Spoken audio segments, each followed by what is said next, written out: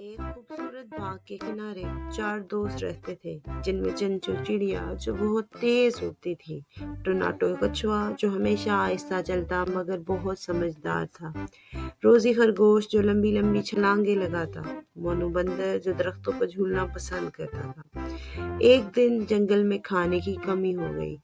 सब जानवर परेशान थे कि खाने का बंदोबस्त अब कैसे करें। चुनचुन ने कहा कि मैं उड़ कर देखती हूँ कि कहाँ कहाँ खाने के दरख्त हैं। वो उड़ कर गई और देखा कि जंगल के दूसरे किनारे पर एक बाग है जहाँ मजेदार फल हैं, मगर वहां पहुंचने के लिए एक नदी को पार करना है। टोनाटो कछुआ बोला, तुम सबको मैं अपनी पीठ पर बिठाकर नदी पार करवा सकता हूँ। सब उसकी पीठ पर बैठ गए और आहिस्ता आहिस्ता नदी पार कर ली। नदी की दूसरी तरफ ऊंचे दरख्त थे जिन पर फल लगे थे, मगर कोई इन्हें तोड़ नहीं सकता था।